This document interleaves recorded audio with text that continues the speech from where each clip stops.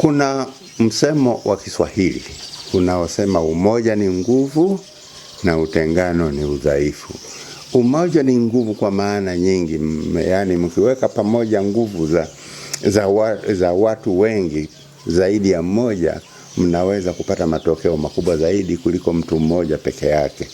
Hali kadhalika kwa upande wa nchi na mataifa, mkiunganisha mataifa mawili, nchi mbili na mataifa mawili, nguvu yake inakuwa ni kubwa zaidi kuliko nchi moja inafanya juhudi za peke yake.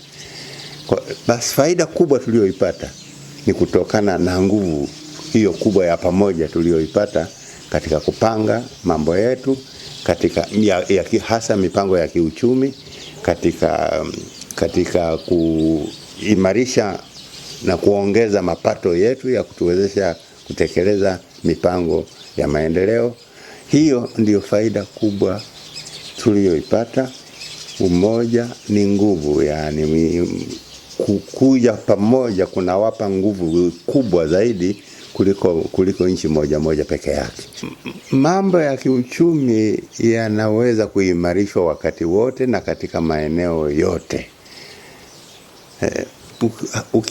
Ukiangalia maeneo mbalimbali ya uchumi, yanatokana na makusanyo ya mapato. Kwa mfano, eneo kubwa katika uchumi ni makusanyo ya mapato. Yani uchumi ukiwa mzuri na mapato ya serikali yanakuwa ni makubwa, kwa hiyo uwezo wa kutekeleza miradi ya maendeleo unakuwa ni mkubwa zaidi.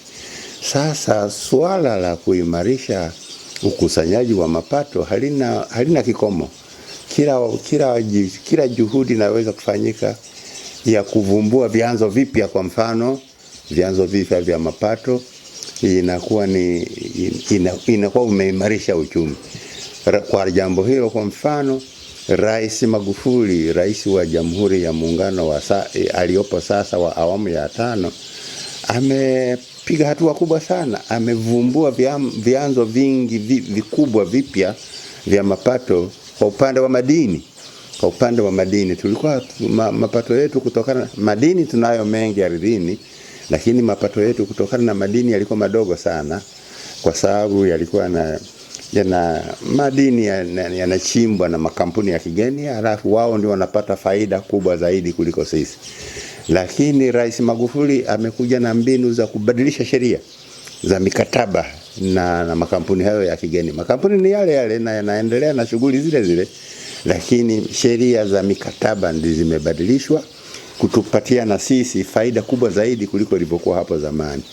Hiyo ni njia moja ya kuimarisha uchumi, yani kuimarisha njia za mapato kwa kupata vyanzo vipi.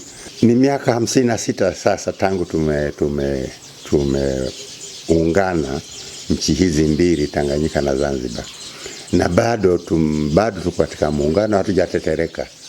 Kwa hiyo ni vizuri tumshukuru Mwenyezi Mungu kwamba ametujalia fursa hiyo ya kuendelea kuishi katika muungano wetu bila matatizo ambayo yangeweza kuparaganya yakatusambaratisha. Lakini vile vile, baada ya kumshukuru Mwenyezi Mungu, tuwashukuru sana viongozi wetu ambao wametuweka pamoja katika kipindi chote hiki cha miaka 56. Kama wasikilizaji wetu wanavyojua, tuko sasa katika awamu ya 5 ya uongozi. Manake tumepata viongozi watano mbalimbali tangu tulipoasisi muungano huu, na kila mmoja kwa njia zake na maarifa yake ametuwezesha kuendelea kuwa pamoja na kuimarisha muungano wetu kwa kila njia iliyowezekana. Kwa hiyo tuna wajibu wa kuendelea kuwasikiliza viongozi wetu wanavyotuelekeza katika masuala ya kuimarisha muungano wetu na katika masuala ya kuimarisha uchumi wetu na mengine mengi ambayo wanatuasa tuyafuate.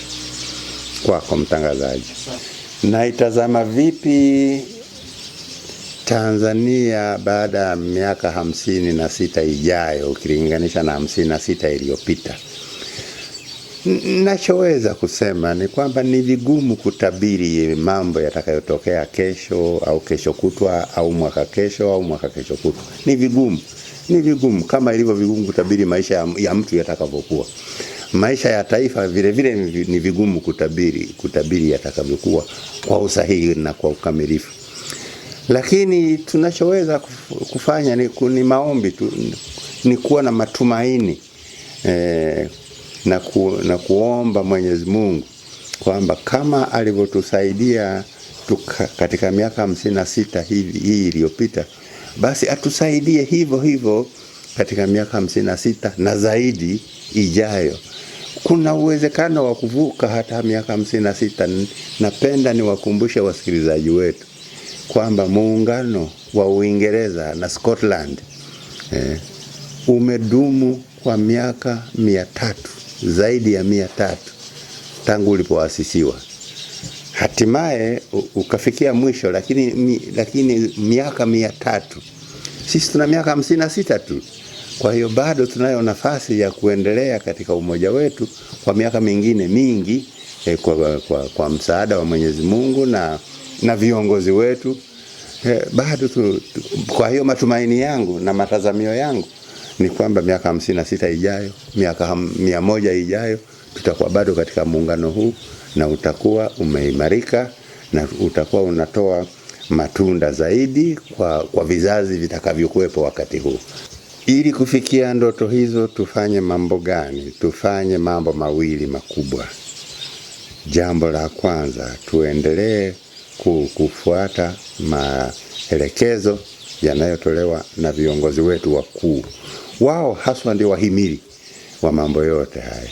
Wao ndio wanapanga mipango, wao ndio wanajua tukifanya nini tutafanikiwa na tusipofanya nini tutakwama. Kwa hiyo ushauri wangu wa kwanza ni kwamba sisi wa vizazi vya sasa vilivyopo tumejitahidi kufuata maelekezo ya viongozi wetu na tumefanikiwa. Ushauri wangu kwa vizazi vijavyo kuanzia sasa na kuendelea, waige mfano wetu na wao waendelee kufuata maelekezo na maagizo wanayopewa na viongozi watakaokuwepo wakati wao, na hiyo ndio itawapa uhakika wa mafanikio. Lakini la pili ni vile vile kuendelea kumuomba Mwenyezi Mungu. Yeye ndio muweza wa yote. Kuendelea kumuomba Mwenyezi Mungu awawezeshe vizazi vijavyo, awawezeshe na wao kuendelea na umoja tulionao leo, kuendelea na upendo miongoni mwao, kuendelea na ushirikiano miongoni mwao, ili tuweze hayo tunayoyatarajia tuweze kufanikiwa kuyapata. Ujumbe wangu kwa vijana waliozaliwa ndani ya muungano huu ni kwamba hawajui taifa lingine. Ni dhahiri kwamba hawajui taifa lingine, wao wanajua taifa la Tanzania. Kwa hiyo wana wajibu wa kuenzi taifa lao, wana wajibu mkubwa wa kutegemeza taifa lao, wana wajibu mkubwa wa kuendeleza taifa lao katika misingi imara iliyowekwa na waasisi wa taifa hili. Walituwekea misingi ya uongozi bora, na wao vijana wa sasa watakuja kuwa viongozi baadaye, waendeleze uongozi bora, waendeleze misingi ya uongozi bora walioikuta. Vijana ndio taifa la baadaye, waendeleze azma ya kuwa na taifa lenye imara, lenye uchumi bora na lenye umoja na lenye azma na hamasa ya kuleta maendeleo ya wote, sio ya wachache, matajiri wachache na wengine wanahangaika nyuma na umaskini wao.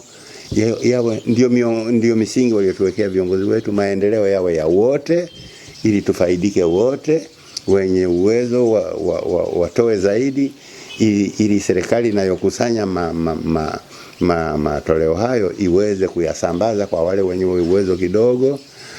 Tukifuata taratibu hizo, nina hakika tutafika kule tunakotamani kufika.